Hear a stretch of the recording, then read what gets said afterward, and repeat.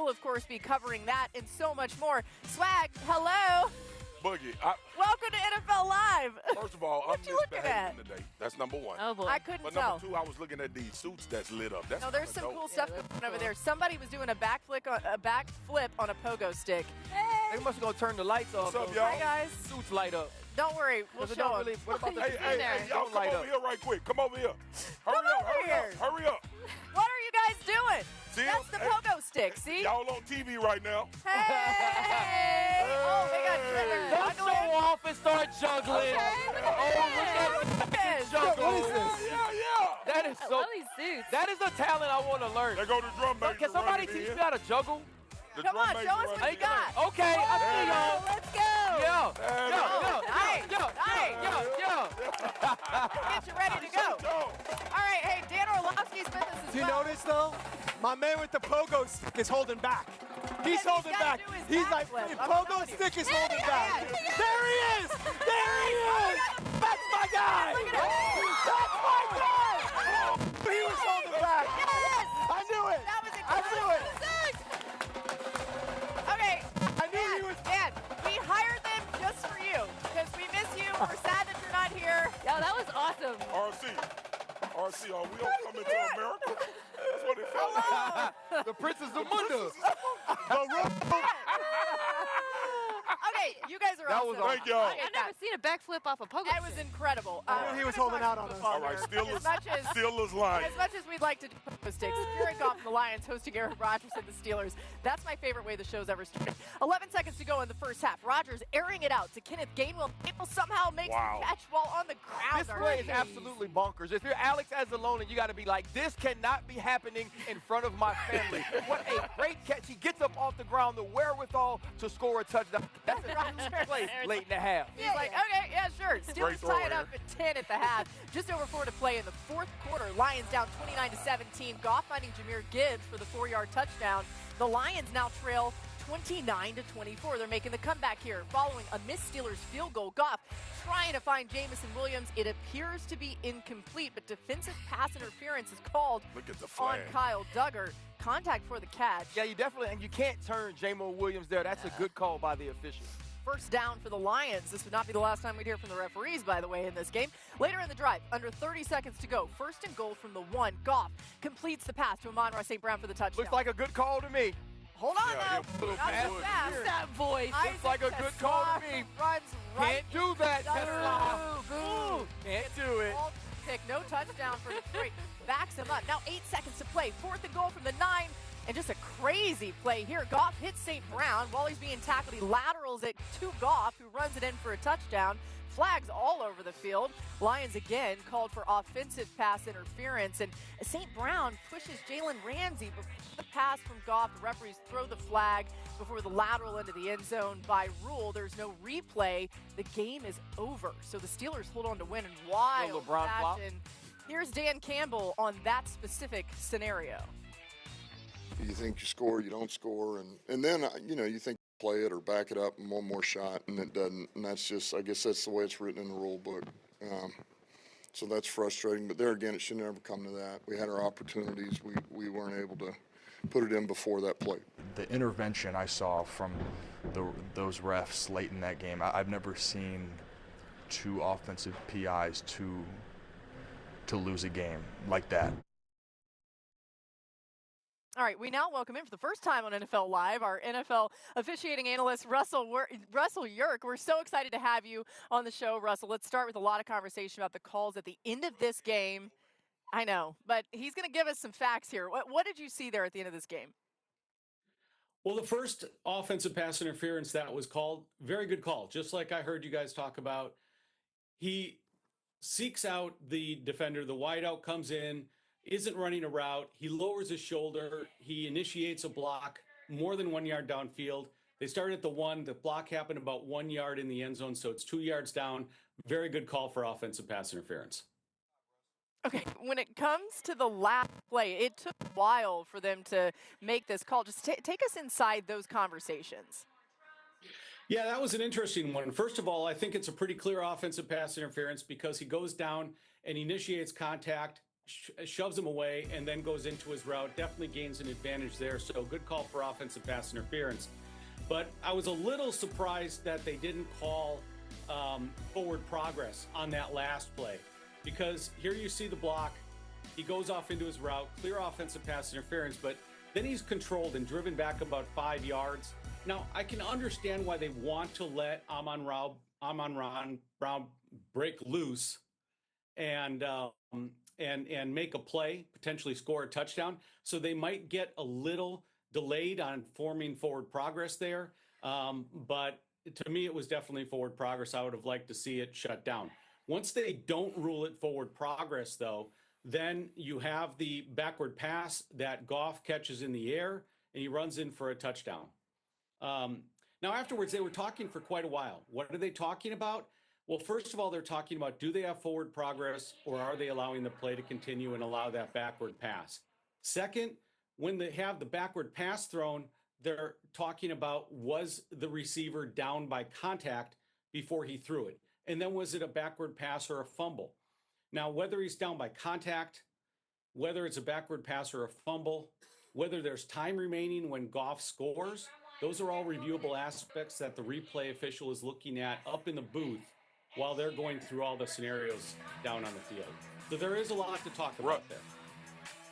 Russ, quick question, because this was kind of like a tipping point. I'm going not to this lateral back to Jared Goff, the first one that was called back for pass interference. How do you determine the push by the defensive back? How that decided if that initially created the run for the route for Tesla to bump into the secondary DB?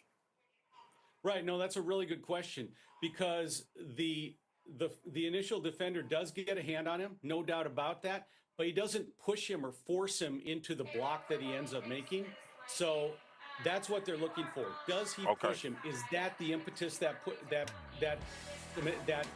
initiates that block? It wasn't. He has his hand on him. They're feeling each other out.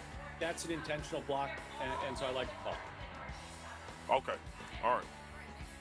For joining us here, of course, you can catch more from Russell. Well, I just listen, man. Listen, I don't want to fight with Russ. Russ is my guy.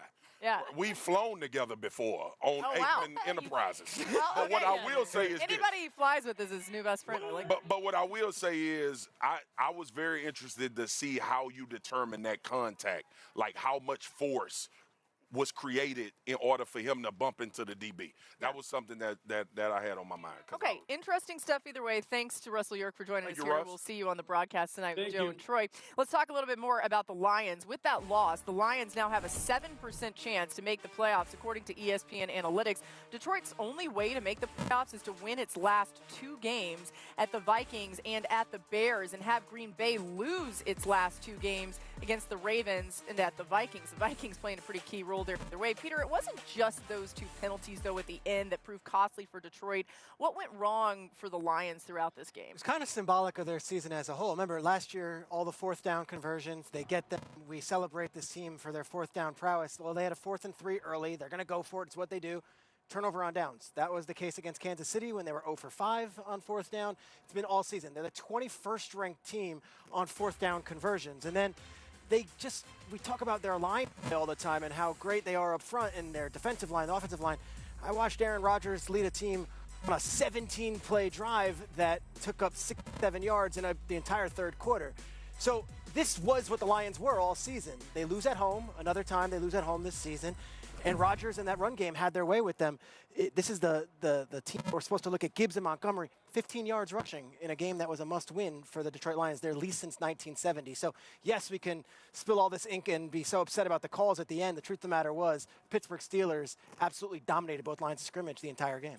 Yeah, I think offensively, it's kind of sadly appropriate that a lot of the struggles were similar to what we saw back in Week 1 against Green Bay, and we shared the concerns about the offensive line then, and those concerns continued to pop up throughout the season, very much so, as Peter alluded to, in this game. Both in the drop-back game, where, especially in the first half, felt like Jared Goff would turn his back to run under center play action, and how many times where Steelers pass rusher is coming free through the A-gap. Again, this is something we've seen all season long with Goff, which is a big part of why against the blitz this year, he has his lowest completion percentage and highest pressure percentage as a Detroit Lion.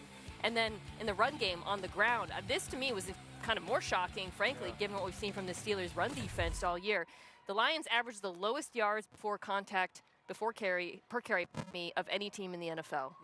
And maybe you can say they went away from the run a bit too much, but they weren't running the ball well, and that was pretty surprising. Yeah, I think the question is, what was the cornerstone for this rebuild become a weakness? That's that offensive line. And then what's version 2 of this rebuild? Because version 1 seems to have closed this window right now. I'm not saying this Super Bowl run isn't going to be a big window with a general manager and Brad Holmes and a head coach like Dan Campbell. You have a window, but they have to graduate from this version. They didn't get it done in this 3-year span. And so now, who do they pay and how much? I think that's the next step, because Jahmyr Gibbs isn't under contract. But if you look at kind of where they are now to what their contract hits are going to be next year, this is financially at least going to be a very different football team.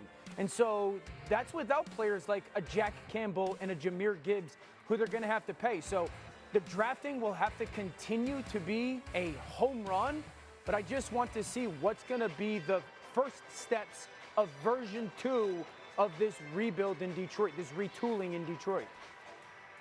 I'll be quick. The team that we were concerned about stopping the run early in the season was the team that stopped the run, and that was the Pittsburgh Steelers. And they did a phenomenal job against Detroit, a team that I believe, if you don't get the run game going, is a very average offense. Got good players, but play action has always been the strength of the Detroit Lions. And the fact that the Pittsburgh Steelers were able to stunt that part of their game, I think paid dividends for them late in the game. And then, too, man, like you look at Detroit's defense. The one thing they had to be able to hang their hat on with everything that's going on with their secondary is getting people on the ground and getting people in third and long situations. But not only do you give up major runs as a defense, you give up explosives for touchdowns. And that's what the problem was created. To your point, Peter, the late game stuff, obviously we'll have a conversation about that. But when I see Jaylen Warren bumping his head on the goalpost, beyond 40-yard runs, that's your issue for Detroit. It was like every time you looked up, Jaylen Warren's running it for some long gain once again. It seems like Pittsburgh's peaking at the right time. What have you seen specifically out of the defensive side? First off, that's rare for Pittsburgh to be peaking at the right time in the season. No doubt. Into the end of the season, but the run game was good. But I thought early on in the first half, they confused Jahmyr Gibbs, kept him in the backfield, and were able to get sacks when he was involved in pass protection. And we saw Cam Hayward get a big sack in the second quarter. And then we also saw Kyle Duggar with the safety. Here you're going to see Cam and Alex Highsmith working in unison to the top of the field. Jahmyr Gibbs gets caught in the wash. Highsmith is going to push Jared Goff up into the pocket, and a natural pick was created for Cam Hayward to get into the middle of the pocket and sack Jared Goff. Now, watch Jahmyr Gibbs' eyes as he scans back to Patrick Queen and Jack Sawyer. He's going to step that way, and he gets back late to blitz side. This is just a simulated pressure. It's only a 4-man rush, but the twist again fools Jahmyr Gibbs, and he's not a part of the pass protection. Me and Mina were riding to Dallas, I believe it was, having a conversation about Flores and what he did to this defense. And exactly, and you see it again here for another team.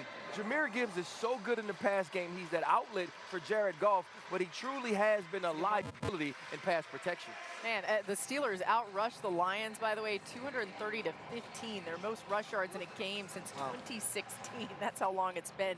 Another big story in this game was what happened with DK Metcalf. There was the altercation between the Steelers wideout and a Lions fan that appeared to turn physical. Adam Schefter joining us now. What do we know about the situation? And Adam, what the league will do to handle this? Laura, the league right now is looking into this situation, and there is some sort of announcement expected before the end of the day. When you talk to people around the league with the way that the league has handled suspensions and sportsmanship issues and things like that this season, one-game suspensions have been fairly common, but this almost is unprecedented. We haven't seen too many players go towards the fans, make contact, take a swipe at them the way that DK Metcalf did on Sunday. Now, we do not know exactly what was said to precipitate that. The fan told the Detroit Free Press that he simply was calling DK Metcalf by his government-issued name, the full name. Of course, others have suggested that it was more nefarious, that there were racial epithets, and a law firm that the fan hired issued a statement a short time ago saying that is categorically not true. The NFL now will be left to figure out how to best handle this particular situation. And that wasn't the only significant